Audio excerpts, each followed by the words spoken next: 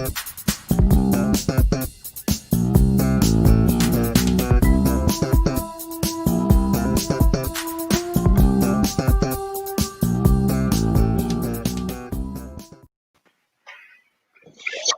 hi, everybody, and a very pleasant evening to you. It's Steve Dolan back here with our debut of the fall edition of Dolan's Dugout. It's great to have back our regulars with us. First of all, we have Adam Paul in the lower left from EC Preps. Lower right, we have Ramon Scott from EastCountySports.com. We wouldn't be able to be on the air without him. Thank you so much for setting us up. And tonight we have a favorite special guest of ours. We have Mark Gleason, a camera operator from Fox Sports San Diego, Turner Broadcasting, and about 40 or 50 other groups. But Mark, we only have an hour tonight, so we can't list them all. Thanks so much for being with us. I think we lost Mark, but Mark Gleason's camera operator of Fox Sports San Diego, Turner Broadcasting, and many, many other organizations. Mark and I actually were in a sports bubble earlier this month. We did the 2 weeks of the American League playoffs at Petco Park. Of course, first you had the Tampa Bay Rays beating the New York Yankees in 5 games, and then that interesting 7-game series where they went up 3-0 on the Houston Astros. And then, of course, the Astros won the next 3, and finally, Game 7, they took care of it. The Rays are in the World Series. Game 6 coming up against the Dodgers. Thanks so much for everybody being with us this evening. And when we get Mark back, I want to talk a little bit about a sports bubble. But again, Ramon and Adam, thanks so much for being with us. What's happening with you guys? How's everything? Not much, just working and trying to figure out if we're going to have rec sports this year or not. Yeah, definitely. And I keep wondering, we keep losing Mark Gleason, but Mark, you're back. We were just mentioning sports bubbles. Sorry, Mark. Talk a little bit about, because you do, Mark, you do, of course, the playoffs every year for Turner Broadcasting for TBS. This year was a sports bubble, and it was quite a bit different. Talk a little bit about, tell people, what is a sports bubble? What did you think of that sports bubble you and I were in for 2 weeks here in San Diego? Well, there's 2 different kinds of sports bubbles. Ours, I would term a soft bubble. Mm-hmm. We were allowed access to the real world. Whereas if you were in the sports bubble with the NBA down in Orlando, totally different situation. You are shut off from the world. In fact, you were even shut off from some of your colleagues. There were different classifications of the personnel. There was personnel that was at the same level who had contact with the players. They were on one level and they stayed with the players on that side. And then there was personnel that didn't go near the actual court or have any interaction in any areas that the players were in. So there were 2 different kinds. Whereas in our situation here in San Diego, we were sequestered. All the playoff games, of course, I won't say of course because not everybody knows, but all of the American League playoff games that Turner was doing, they were all at Petco Park, which is great for you and I, Steve, because we just went to the same place every day. It was in our town, but we weren't allowed to go home. We had to stay at the hotel for 18 straight days. And we were COVID tested 4 times. And we were allowed to walk from the hotel to the ball. Pick it up, Steve. I think we lost Mark here just for a second, but Okay. Maybe you can pick that up. So you guys were at the hotel, the Omni, I assume, or? We were not at the Omni across the street. We were what's called the Hotel Palomar, which is in downtown San Diego, 5th and C, next door to the House of Blues. For anybody who's been to the House of Blues, right next door to that. But like Mark was saying, we were allowed to walk to and from Petco Park, and then we were sequestered the rest of the time. It was interesting, though, because it was about, I'm going to say, 3/4 of a mile to Petco Park. And again, we were allowed to do that. But other than that, we were sequestered. And one thing I wanted to ask Mark, because this was the first year I've done that. And Mark, you've done it quite often. Talk a little bit about the difference between that and in years past. Of course, you've done the playoffs with TBS where you would have been going from New York to Tampa to Houston, et cetera. Talk a little bit about the difference between this year and the other years. Well, the first big difference was playing all the games at one site. Because if it was a regular year, we would have started in Tampa Bay. Then we would have done the wild card series in Tampa Bay and then stayed in Tampa Bay. and then traveled to New York City. And of course, you go to New York City. How do you get to the ballpark? You take the subway. Yeah. That's a lot different. You want to talk about not being in a bubble? Go on the subway, the petri dish of all places, Yeah. So we would typically have to take the subway to the ballpark, and then usually they would have, because the games were so late, they would typically have a bus to take us back, but everybody's sitting tight. Totally different situation, especially with the subway ride, and then flying on planes, commercial planes. Just life as it used to be. Yeah. Yeah. So a totally different situation as far as miles covered. And then we would have done Tampa Bay to Houston, and just, totally different situation from what we dealt with, not only having all the games in one site, but, it was just totally different this year. And in some ways it was nice being able to go to the same site every day, and it's in San Diego. But the fact we couldn't go home, was kind of a weird thing. Yeah. Because there was only a few of us who were from San Diego. Most people were from out of town anyway, so it was no big deal to them. But for Steve and I, we're there's home, but we can't go there. So it was just it was a weird situation. But it all came out fine. Nobody in our group ever tested positive for COVID. So when you consider that we probably had 100 people total on the crew, and we were out in the real world, and we were allowed to go for walks because the exercise room was closed at the hotel. So it was kind of this weird thing. I remember the first day I said, they said, well, the exercise room is closed, so you can go for a walk. I said, but I thought we were sequestered and not allowed to leave the hotel property. Well, yes, but you can go for a walk.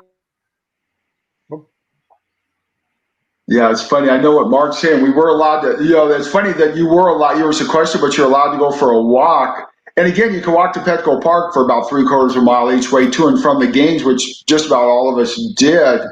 It was interesting, though, because when Mark comes back, I know one thing Clayton Kershaw said. I'm going to ask Mark about this, because Clayton Kershaw, after one of the playoff games earlier this year, was asked, isn't it nice if the media is not in the clubhouse after the game? So many media. And Clayton's answer was, well, yeah, it's a lot easier on us, but I wish they were, because if the media was in the clubhouse, then that means fans would have been in the stands. And of course, there have not been fans in the stands until the National League Championship Series and now the World Series.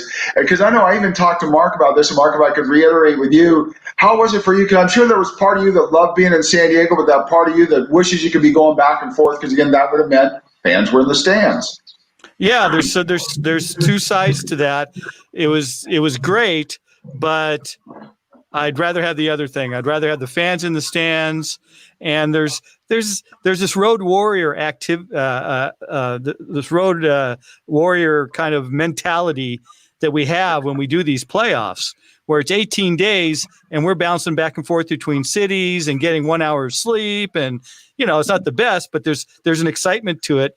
And I just remember being in some of these stadiums, like Yankee Stadium with a full house in a playoff game, and the concentration level so high where I sense the fans around me, but I'm concentrating on my job, and I can't really the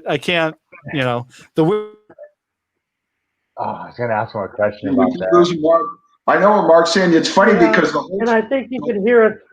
I just want to, if Mark can hear me as I keep pulling him in and out, if he could just, this is terribly intriguing and informative, and this is why we want to do this. So, Mark, please bear with me. Keep fighting through. If I have to bring it back in, go ahead, guys. Sorry about that. So I have a question about. Go ahead, Monty. No, I just want to make that clear as we go on. We got another, at least 35 minutes, but I'm having trouble keeping Mark, and he has the instruction now. If I have to bring him in and out, if he freezes up, please just get back on as quick as possible. Sorry about that. Yeah, brother. I'm kind of doing it on my end too. I don't know what's going on with my internet connection, but I have my finger on the button, so to speak. So when you were ready to reconnect, I had a question. Yes, so sir. When you were doing the games at Yankee Stadium, when with the full house, were you out amongst the bleacher creatures? No, I was with the fans, and I had one interesting I don't remember if it was with the Mets or with the Yankees, but I'm still a baseball fan. And I was doing a camera on the third base side up in the stands, and a ball came right into my area. And to me, it's a special ball. It says postseason on it, 2018. And there's this kind of dumb unwritten rule that if you're a camera guy, you're supposed to flip it to a fan. No, I'm a fan. I want this ball, So everybody's yelling at me, give me the ball, give me the ball, give me the ball. And I just kind of put it in my pocket. And then they start cursing at me because I won't give up the ball. So then after the game's over, and this little kid walks down and he said, excuse me, can I have that ball? Oh, no. And I said, no, I have a kid at home. Oh, okay. And he turns to his dad. He said, I can't have it. And the guy yells, jerk. That's funny. Well, Mark, but, I want the ball Mark now too. knows when he goes on the road, Mark's going to have a back, like the Wrigley Field, he's going to have a backup ball in his pocket. I need some backup balls, yeah. But speaking of balls, Mark, it's funny because you mentioned, you know where I'm going with this, Mark. You mentioned the posters having their, like you would say, American League Championship Series, whatever. This year, and you told me this, because it was a short season, they probably made so many baseballs, they had so many left over, so they did not mark them because, as you know, it was Game 5. I hadn't had a foul ball in the press box all year, and the guy next to me muffed a foul ball, and it landed on a table right in front of me. I don't know if you can read it, but here it is. But as you'll see, it's got the commissioner's autograph on it, but it does not say postseason baseball because they did just not. Just as official baseball. No, Just so you guys know, this really is from the American League Championship Series. It isn't one that I hawked off a Padre game or something, but that was among 1,000 other things that were different this year. That even the postseason baseballs look like regular season baseballs. They don't have any special markings on them.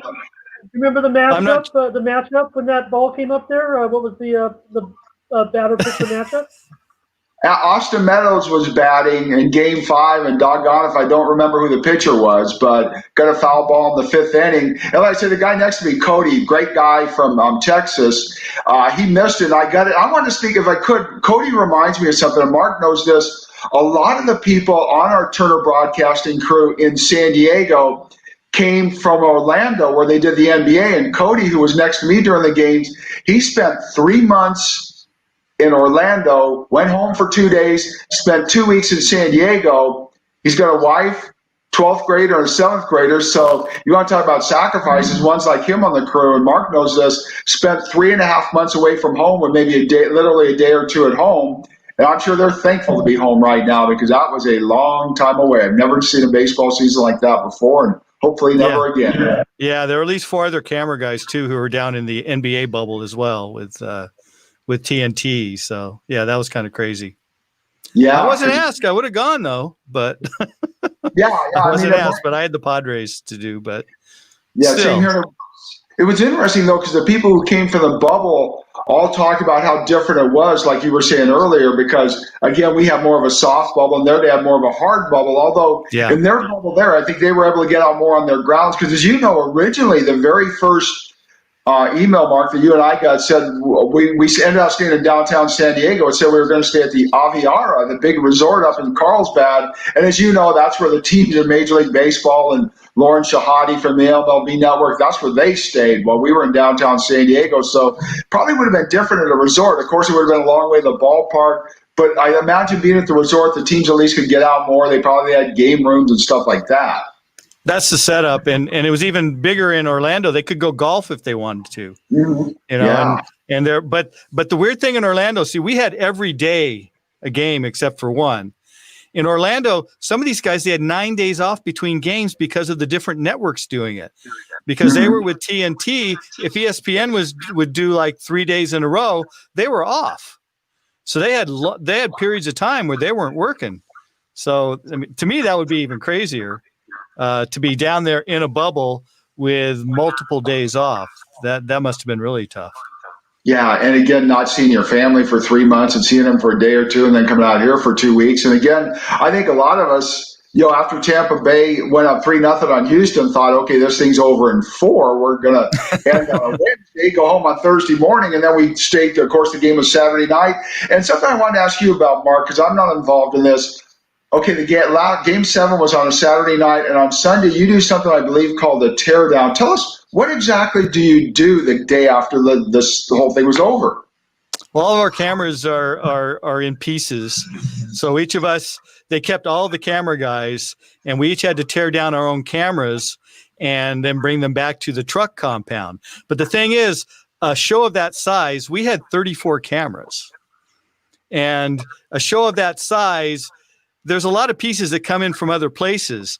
So that we actually had an area with sections labeled off as to where everything was being sent. There were some rental houses that some of the equipment was going back to.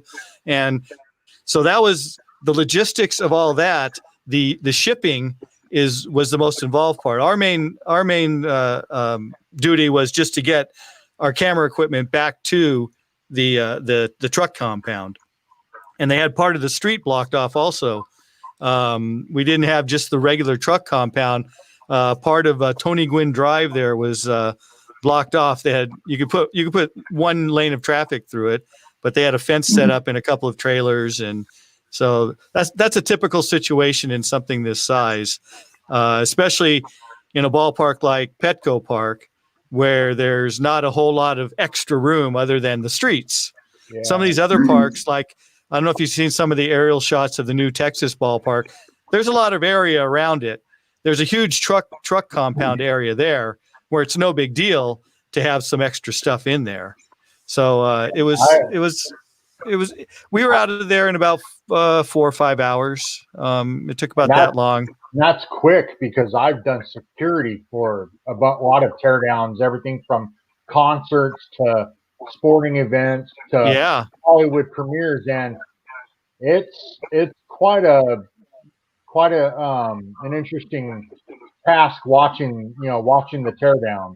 Well, especially when you're talking about a concert, they've built that stage and all the rigging and everything. Yeah. That takes hours. It's probably into the next morning easily. Mm-hmm. Yep. You see all the semis that are parked out in the over in the Lexus parking lot over there that are from these shows, whether the big shows like Paul McCartney or whoever, Billy Joel. Some of those big shows, it takes into the next morning to tear those things out. But ours was pretty decent. Sometimes they don't give us the full complement of crew. They don't keep all the camera guys around. So then we have to tear down multiple cameras and bring them back. Mm. That's happened in the past, and that typically happens in a usual situation on the road. Because like last year, we ended up in Washington, D.C., with the Nationals and the Cardinals. Well, we had left, in case we were coming back to St. Louis, we left our whole show set up in St. Louis. So some of us, especially me, because I'm flying back to the West Coast anyway, it's kind of on the way, I had to go back to St. Louis and help tear out that one, but with a limited crew. So that took a little bit longer than, and they had some guys hang back in Washington to tear out that show. So in a typical situation, it takes longer to tear it out because we have fewer people.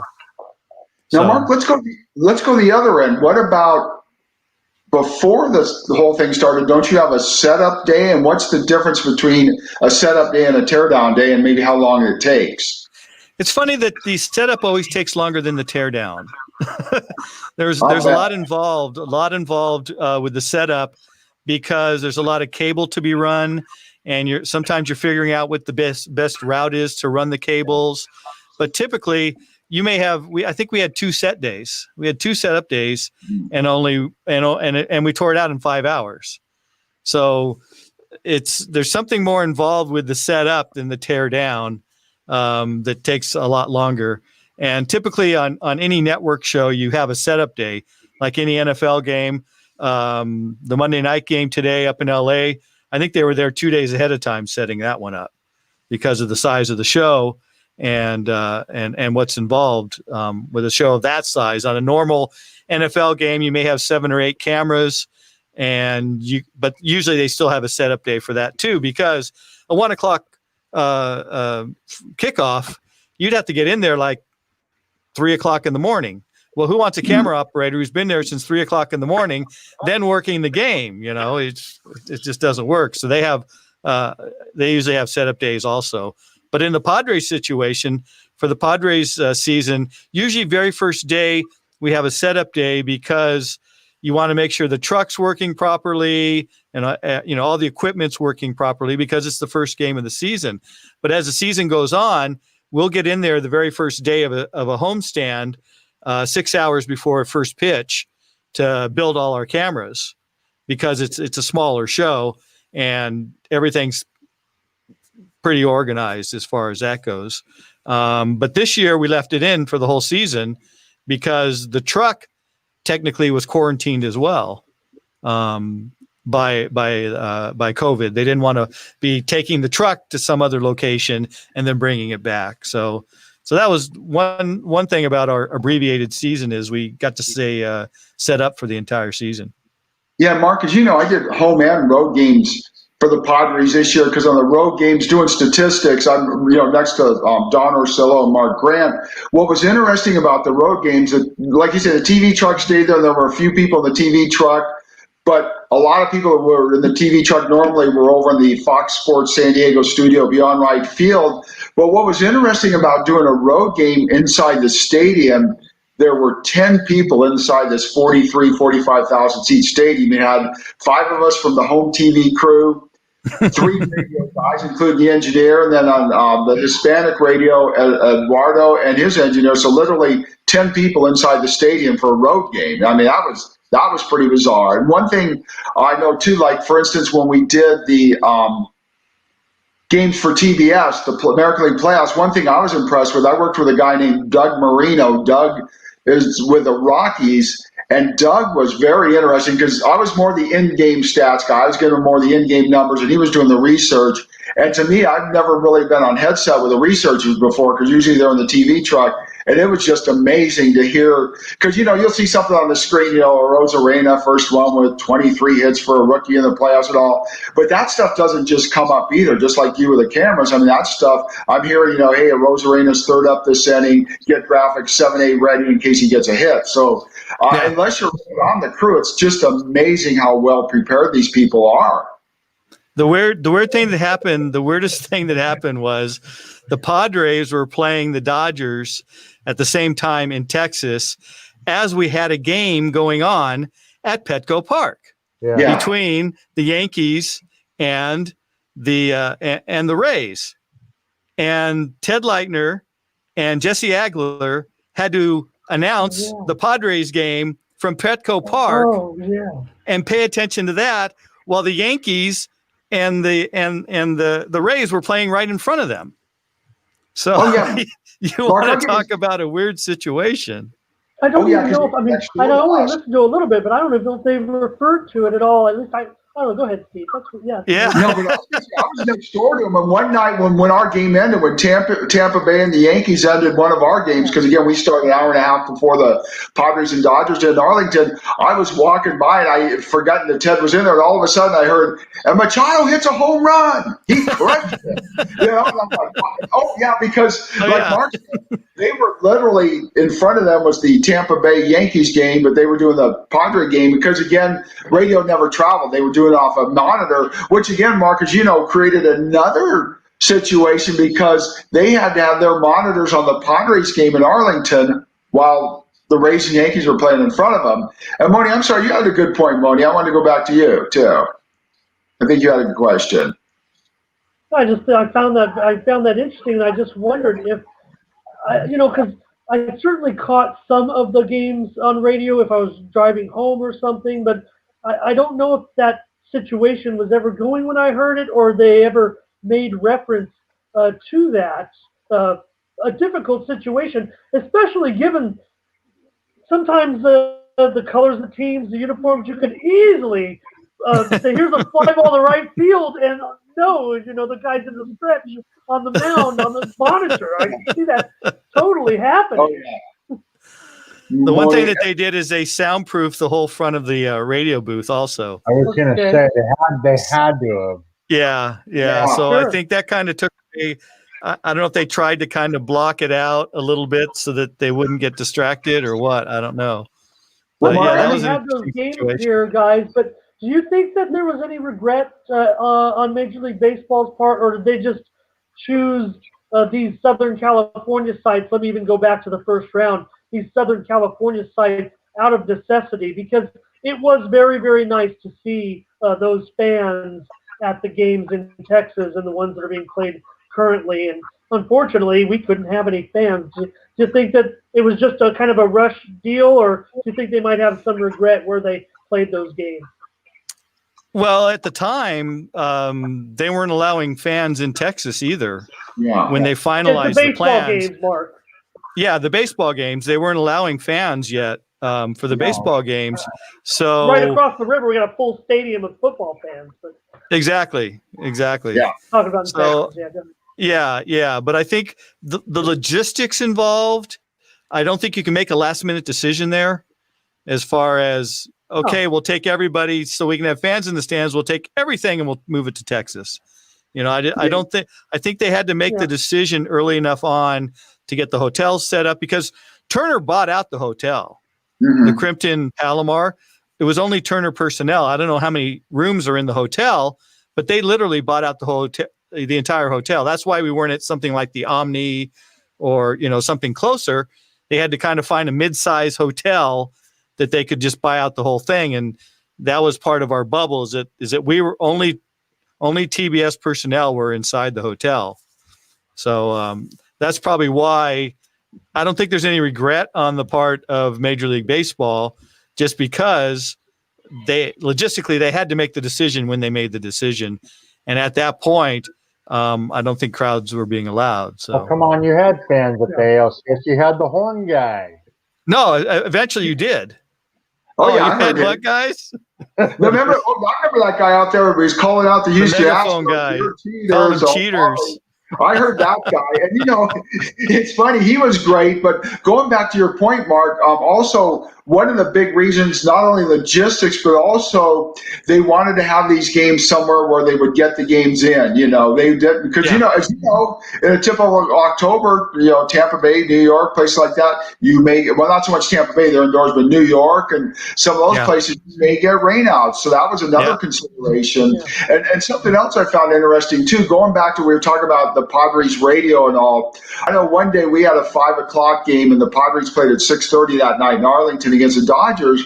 And I went over and started talking to Jesse Agler on Padres radio. And Jesse made a point and said, "Hey, sorry, I got to go. I got a Zoom interview at 3:30. That was another thing about this season that was very interesting for the reporters. Because I know, like, for instance, Dennis Lynn with The Athletic and AJ Cassavell with Padres.com, they did the road games from San Diego, which you could do. You just watch the games on TV because you couldn't go in the locker room. So they would do those Zoom interviews afterwards. So that brought up another interesting point, too, the need to travel or not travel if you were doing that type of thing. Because, again, those guys did not travel. I guess the only advantage to traveling this year was you get to watch batting practice, but you didn't get your exclusive interviews like you normally would have in a regular year for a newspaper reporter, which, of course, Moni and Adam and I have all been there newspaper-wise where, just think about it, guys. If you did a prep football game and your only access after the game was a Zoom interview, would that be better? Would that be worse? I don't know. Adam, Moni, what do you think for something like that?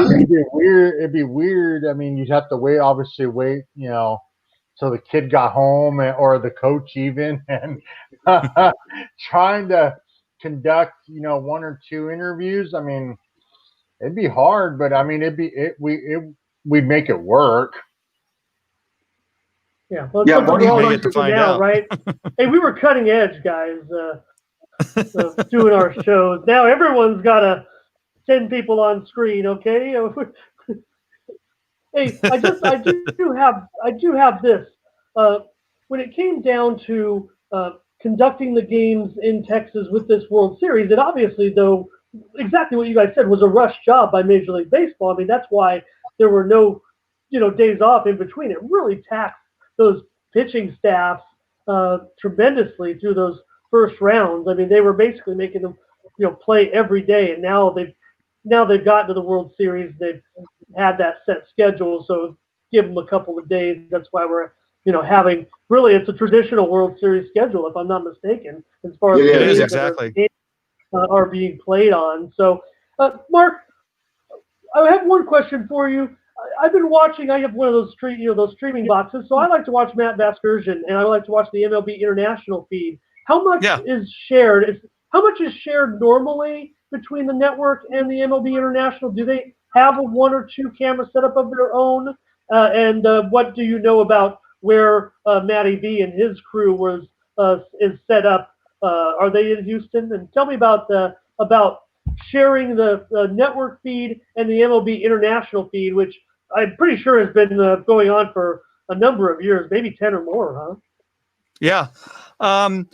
Typically, the MLB International has their own show, their own 7-camera show that they put together. But I think we've lost Mark again. Moni, I wanted to add to that if I could, because I did the Padres, remember the Padres and Cardinals in the wild card round. I actually worked for ESPN during those games, and it was interesting to have Rick Sutcliffe 20 minutes up the road in Cardiff and Tom Hart back in North Carolina. Pedro Gomez was in the stands in San Diego, and then Jessica Mendoza did Game 3. It was kind of bizarre because I would hear them talking between innings, and they really were doing a lot of planning before each half inning. Hey, we got what about this? Talk about this. Talk about this, because they were in so many different locations on delays and all. Because like when I worked with announcers in San Diego, between innings, they're not necessarily talking about what they're going to talk about the next half inning because they don't really need to, because they're right next to each other. But it was really interesting hearing how they had to actually plan out every half inning. And like in Game 3, Rick Sutcliffe kept, his modem kept going out, so they lost him for an inning and a half. But a lot of us have talked, is that going to be the way of the world? How apropos. Mark's back with us, and now Steve's got the modem issue. But Steve's Mark, frozen. There we are. If you were just going to conclude on that, Mark, and we'll touch what Steve was saying, you were going to tell me that probably during the pandemic, they're probably sharing a little more. I think it was a typical situation actually, where the one thing that was different though was that it was what's called a REMI, where they did not. They had all the cameras on site, microphones, and I don't think Matt Vasgersian was there. I think he was in studio in New Jersey, and they were cutting the show. They would actually they would ingest all the cameras back to New Jersey and cut the show there, as far as effects, tape, everything else. So only the cameras are on site. Now the Fox show is all on site. Yeah, I know that for a fact.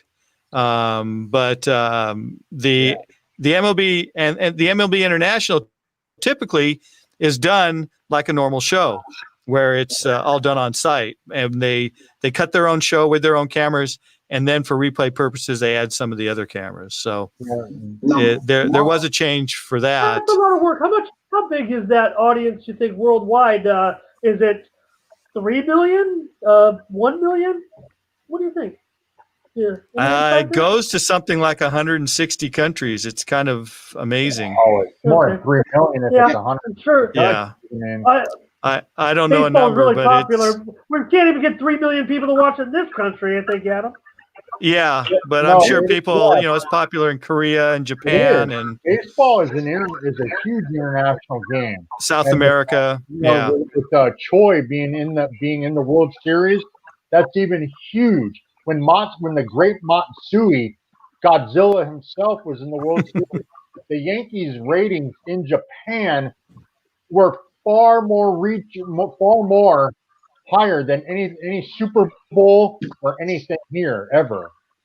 Yeah, no, it was amazing. Adam, I want to go back to something a minute ago. We were talking about the Remy's, because I did the Padres Cardinals series for ESPN, and the announcers were in different spots. I was saying Tom Hart was in North Carolina. Yeah. Rick Sutcliffe was 20 minutes up the road in Cardiff. Pedro Gomez was in the stands at Petco Park, and Jessica Mendoza did the last game. I'm not sure where she was, but it was interesting because before each inning, the announcers would talk to each other about what they were going to talk about that half inning. Again, because they were having delays and they were in different locations. Because normally, like when I work with Don Orsillo and Mark Grant, they don't have to sit there between innings say, hey, what are we going to talk about this half inning? Because they're looking right at each other and they can play off each other. But the remedies are interesting when you have announcers in 3 or 4 different locations, because again, they have to constantly be in touch. Like I know in that last Padres game, Rick Sutcliffe's modem kept going out, and he was gone for like an inning and a half during that game. That's one of the problems you get into, because like Mark and I have done Remy's being remote. So I've done the basketball games, like a USD, for instance, done a few where the announcers are off site. And again, as a statistician, I'm giving stats to the guys. Like one time they were in Charlotte, and one time they said, hey, slow down, because I was giving them stuff in real time as it happened, but they were on delay. And I'd say, Mark Gleason's going the foul line, and they hadn't even seen Mark Gleason get fouled yet. So it's kind of like, give us a couple of seconds. There's a 4-second delay. Yeah. Some of these, they were 4-second delays. But the interesting thing that happened, you're talking about the Remy's with the announcers being off site. The show, the Padres games were all produced on site, though. And they were done by pretty much our Fox Sports San Diego crew. It was our director, Zach Jensen, our producer, Jason Lewis. They were producing the show on site and directing the show on site, and then sending that back to Bristol. And then the announcers were added back in Bristol. So it was a little bit different situation there than there's different kinds of Remy's. There's Grammys, there's Remy's, there's situations where the announcers are not on site, but everything else is.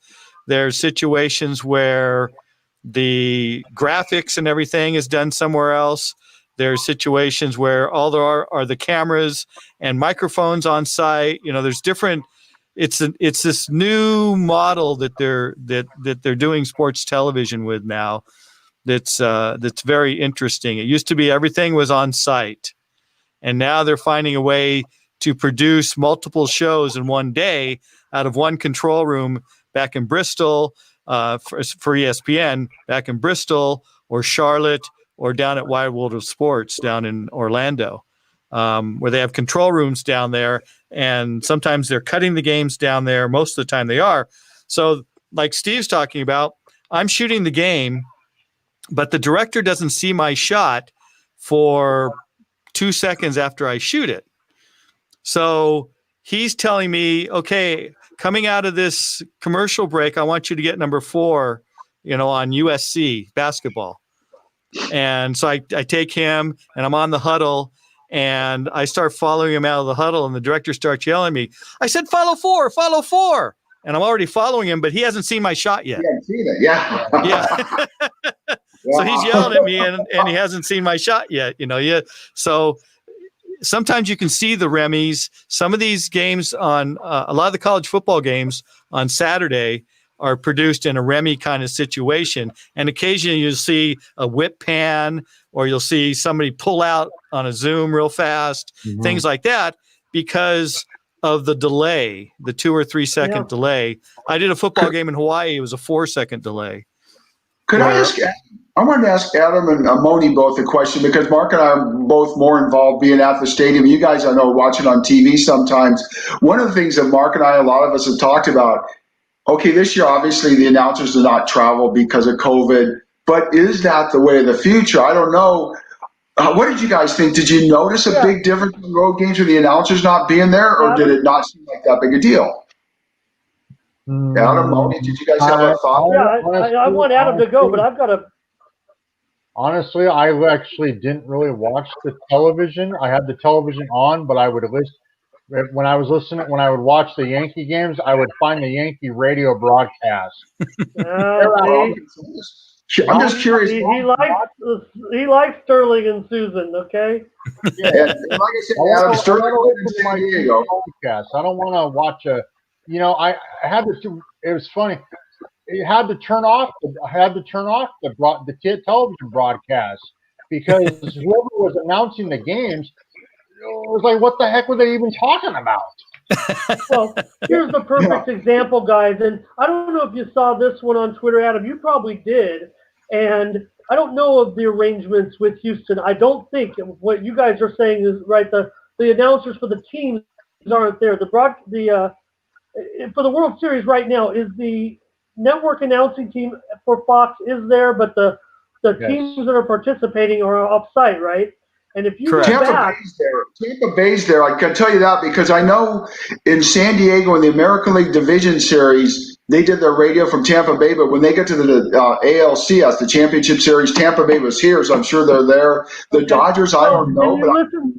You listened to Vasgersian. You said he was calling it back from the studio shot too. The perfect example, and this is what I want every producer to caution themselves. Exactly what Mark and Steve are asking. Is this the wave of the future? One of the most dramatic and exciting plays in the history of the World Series happened during that World Series in the pandemic. And you know what? If you go back and listen to every announcer, 5 out of 6 of them, and maybe there's more. It might have been even a couple other different broadcasts, because there's the International with Matty B. He did not get it right. I'm sure he regrets it.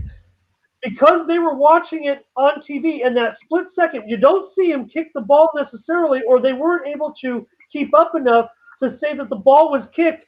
And the shot didn't show a Rosarena tripping. So you hear one announcer, he doesn't even know where Rosarena is. He's like, describing it as if the second run is trying to score and never encountered any difficulty. And he even says something to the effect, or in his mind as he's describing him running home, he's kind of thinking to himself, where is he? Because I'm expecting the play at the plate right now. And then maybe he sees stumbling, Rosarena fall, and you know what? Nearly every one of those announcers, even the main broadcast, would like to have that one back. Give me a moment on that.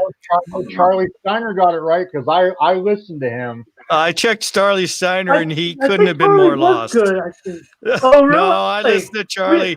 Charlie couldn't have been. Charlie, I don't know. I listened to it, and to me, he had no clue what just happened. But that's typical Mark, Charlie. That's the problem. That's the problem we're going to deal with if we think it's okay. It's not. It's not.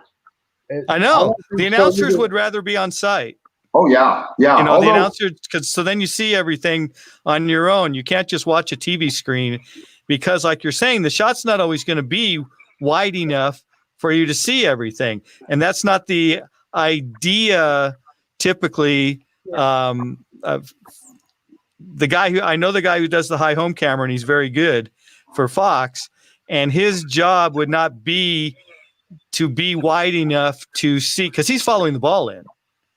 So he's not going to be wide enough to see Rosarena fall coming around third base. Well, there was a couple of them that got it right. They called the 2 errors perfectly. I heard it on the internet. Yeah, I mean, I went back and listened to Charlie on purpose, and just to see how badly he bumbled it. Well, I don't think nobody got it. Nobody got it right. Everybody'd like to have it back. And even Joe Buck. Joe Buck didn't get it right, and Vasgersian didn't get it right, and Charlie didn't get it. Yeah, and everybody was saying, wow, listen to this great call by Joe Buck. And I look back and I kind of I break it down kind of to the mechanics of it. And no. And then and then Charlie's watching on a monitor back at Dodger Stadium or somewhere else. Yeah. And that's even tougher. That's even tougher. That's even tougher.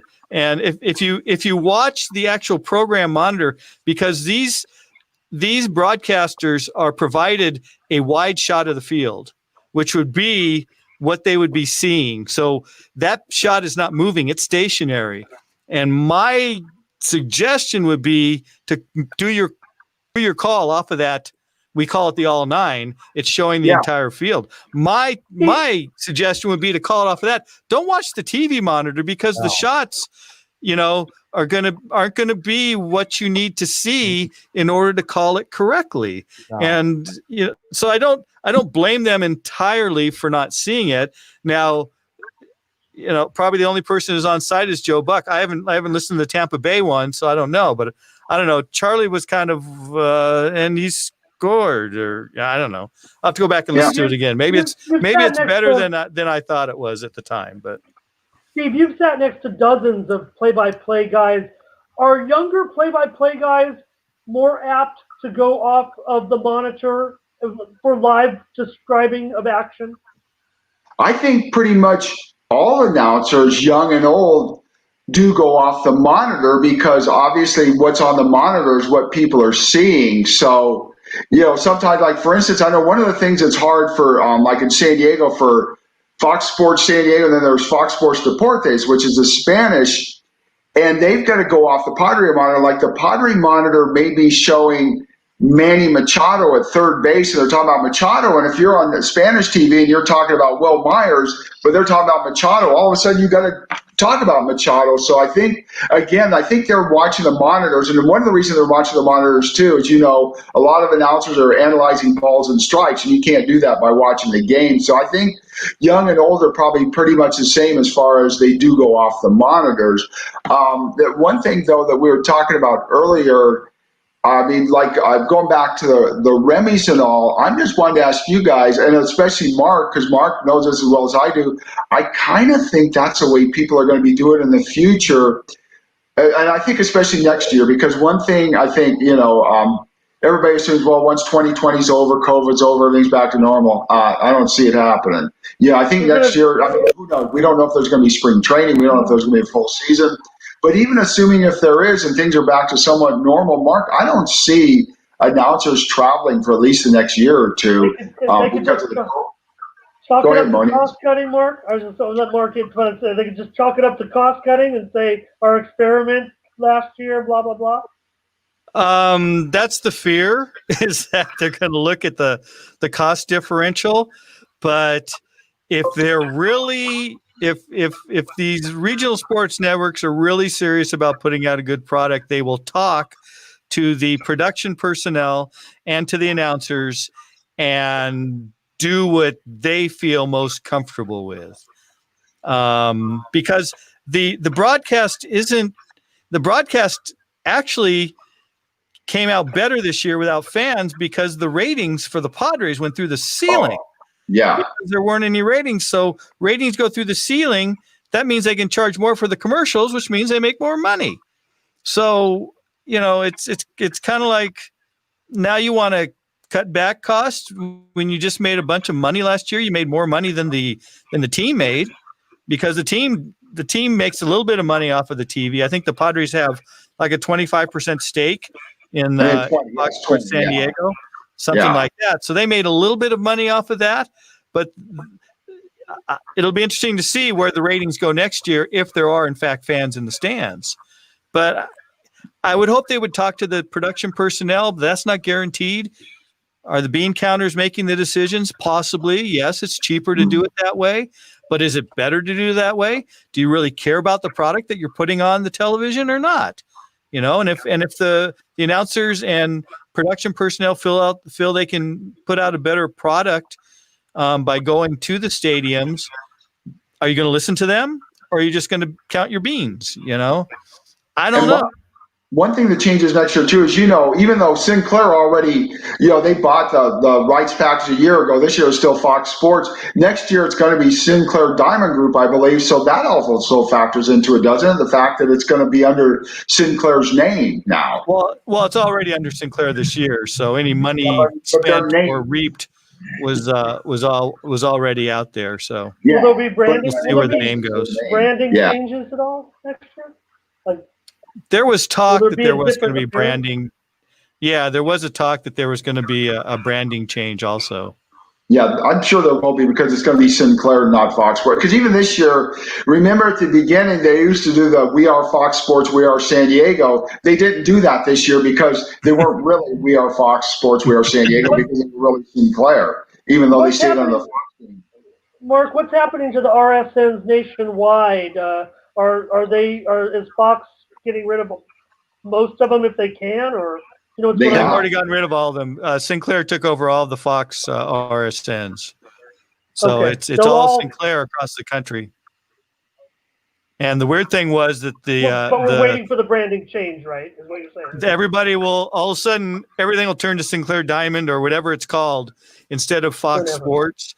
Everything all over the country will change names if it is a Fox RSN.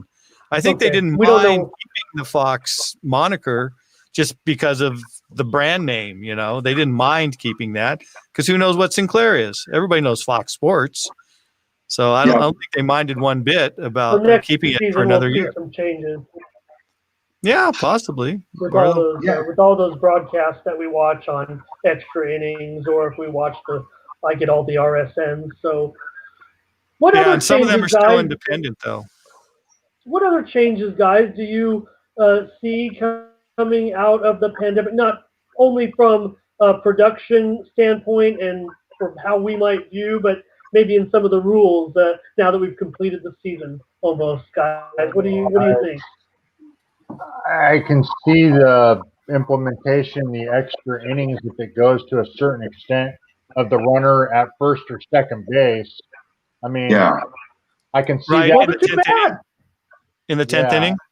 Yeah, because no game went after 13 innings this year. Every game was done in 13 innings or less this year, and that rule had a lot to do with it. So I could see that rule, maybe not in the 10th inning, but probably the 12th inning. I think that rule, and another one, I think now that the designated hitter, now that National League pitchers didn't bat this year, they're not going to go back to bat next year. No, I didn't miss that one bit.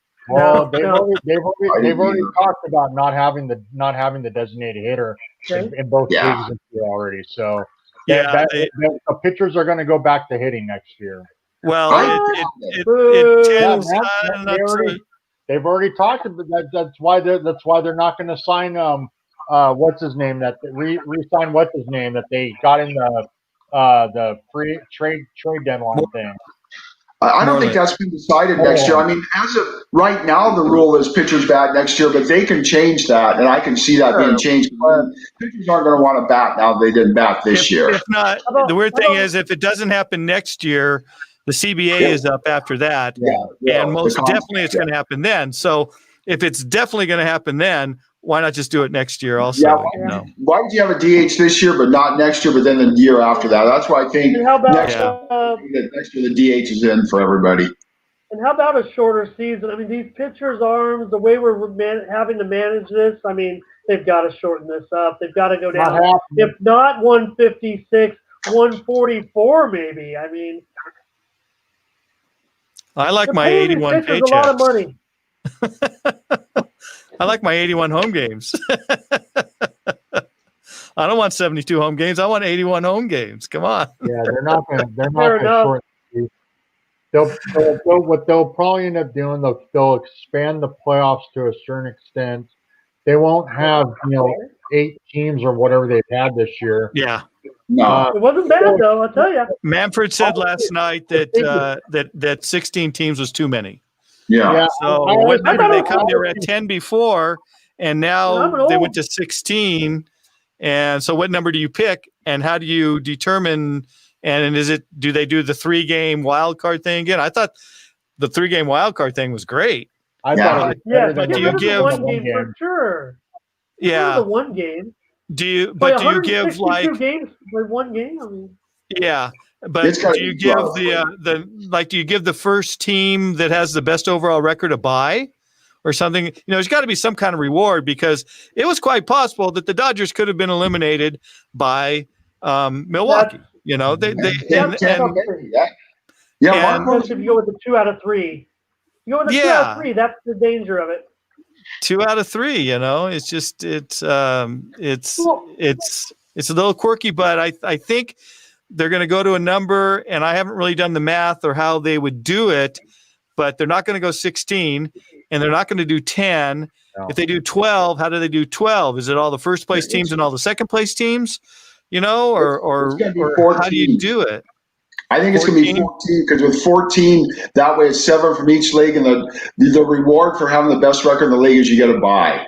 You get a bye, and the other 6 teams play each other. Yeah, exactly. And Mark, it was interesting this year as much as, and I was one of those who thought, this is going to be weird this year. There's going to be a lot of upsets and all. How many times do you have the number 1 seed against the number 1 seed in the World Series? Because with all this, gosh, there's going to be so many upsets with so many teams in. It came down to the top 2 records in baseball are playing right now. Yeah, I think the last time that happened was, I think the Red Sox were involved. I think 2013. I think I've heard five times since they've gone to this format, the wild card format. So it happens once every 7 years. So really, it's ironic that in this year, when there was more chance of more upsets, that one's playing one in the World Series. I mean, you wouldn't have expected that. That was, kind of out of the blue. What about the unlucky Padres? Okay. That they lose their first and number 1 and number 2 starters. If you take Clayton Kershaw and Walker Buehler away from the Dodgers, what do they got? Okay. Are they going to be able to win their series? No. They're going to piece it together. They got Gonsolin going tomorrow night, and Dustin May and Urias. But you don't have Clayton Kershaw and Walker Buehler. And the Padres still take those three guys over anybody else that the Padres have. Yeah, well, exactly. But still, I'm just saying you take away Walker Buehler and Kershaw. I'll still take Dustin May and those other two guys over anybody else the Padres have. Absolutely. But it would change things. It would change things a bit. Yeah, no, I would take Dustin May over Chris Paddock. I don't know. I mean, come on. You got it. Well, but why? Right. But Lamet certainly was a Cy Young candidate. Yeah. Nah. And to lose both of them, were just crazy. You know the stat better than anybody. But let me ask the question, though. The Padres just recently let several people go, some for money and all that, but also they let an assistant trainer and a strength and conditioning coach go, and they had 2 pitchers hurt at the end of the year. Is there a correlation there? Sometimes it happens. Yep. Yeah, I mean, Mark, I remember in 1984 when the Padres went to the World Series. Their trainer was Dick Dent. Dick Dent, a former Marine, first day of spring training, he made them run 2 miles. A lot of guys were vomiting and all. He kicked their butts. But you know what? They didn't have hardly anybody injured all year. I mean, it's a totally different generation now. But again, why did so many guys get hurt? I mean, gosh, pitchers going 4 and 5 innings, they get hurt all the time. And Randy Jones could pitch 25 complete games in a season and not get hurt. Yeah. I think you look at the football team used to be down here. They kind of skimped, I thought, a lot of times on maybe some of that, and that's why they had a lot of injuries. But, yeah, they'll get your trainer and your strength and conditioning coach fired. But you wonder if there's some kind of correlation there, between what they did and their 2 top pitchers getting injured. You think they'll be in the sweepstakes for Mr. Bauer? Probably not because of money. I think it's you've already got. Man. What's his name has said that Mr. Fowler's been on the radio saying we'll pay money. Really? I mean, it's only going to want a 1-year deal. So you pay the guy 1 year, $35. That's what happened. Remember, that's what happened with Kevin Brown. He was just around for a year, also. Remember, but they didn't get paid off. So. But Kevin Brown did not come in after a pandemic year when teams all lost $100 million. That's why I think the Padres can say they're going to spend money, but they're not going to spend big money because they've already got Machado, Hosmer, Myers. They got all those contracts they're already saddled with. So I don't see them going out and paying another big contract the year after a pandemic. Yeah, but like Adam's saying there, he only wants a 1 year deal, right? Right, Adam? Yep. But still, 1 year, if your salary, if it goes from 140 to 170 or whatever, I just don't think they'll do it. I don't think they'll pay $30 million for 1 year because, again, sadly, it comes out the year after a pandemic when you've lost $100 million. So I don't think you're going to be. What's going to happen though? It's interesting because I talked to Ron Darling one day out by the pool, Mark, when we were at the one day out at the pool. I was talking to Ron Darling. Back at the pool, Ron Darling said, and this makes sense. The JT Real Mutos, the big stars and all, are going to get theirs, but the guys that are going to be hurt are the guys in the middle, the guys who would normally be getting those, 4 years, $50 million, whatever. Yeah. It's not going to happen now. I mean, again, next year is going to be a lot of 1 year contracts, and the question will be which teams will be willing to spend and which won't. And again, the Padres, as long as they're saddled with all those big contracts, even for 1 year, I don't see them add another $30 million contract unless they were able to move William Myers 20 and pay somebody 25. But I don't think anybody else is going to pay Will Myers 20 a year. Oh, it's not like they can't afford it. Yeah, but after the year he had, maybe they can pay off some of the contract and get somebody to take him and clear it out that way, because I think they've got some outfielders coming up that would fill that spot. So I'm not so sure. I'm not so sure. With I don't think they do. Yeah, listening to Quintero this afternoon, he wasn't too optimistic about that. About what? About our outfielders. I agree. Oh, yeah. I agree, because when you think of it, look at left field when Pham got hurt. You have three outfielders to begin with, and he got hurt, and you're starting throwing Profar out there. But he's not an outfielder, so really you have no depth in the outfield when you're starting to throw Profar out there and stuff like that. And I just think that's not one of their depth positions. Well, they have this young pitching, and hopefully that will all start to blossom. Isn't that weird how it was a depth position at one point? They're talking about, we got all these outfielders. What are we going to do? Yeah. And then they got rid of Fran Meal, and then they got rid of Cordero. And now you're talking about, well, now they have no depth out there. So, okay. There's two guys in the World Series. Don't worry about this. Margot and Renfro are both playing. Where were they last year? These two guys are in the World Series. And Margot, I always liked Margot. I got to be honest with you. I always liked him, but I just thought Andy Green was just not an easy guy to get along with and all. I just thought guys like Will Myers and Manuel Margot just couldn't play for Andy Green because of the type. Yeah. No, Margot was after his first year, he was my favorite player on the Padres. Oh, I love him. He was going to be really, really good.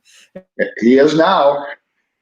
Yeah. I've been a Margot apologist for sure throughout his career here. Yeah, but we'll see. I mean, that's if he can do it more than 1 year.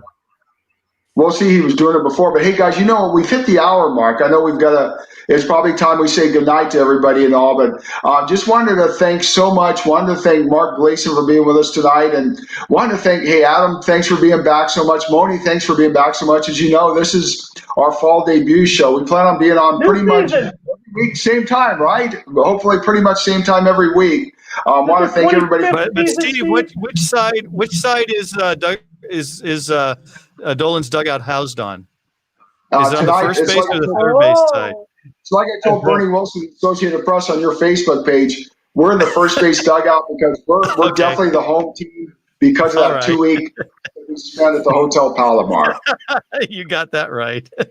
All right. Well, anyway, I want to thank everybody for watching tonight. And again, as we say, we're coming back now. We're going to be back every week. And thanks for everybody. And I want you all to have a good night. And we'll see you next week. Good night, everybody.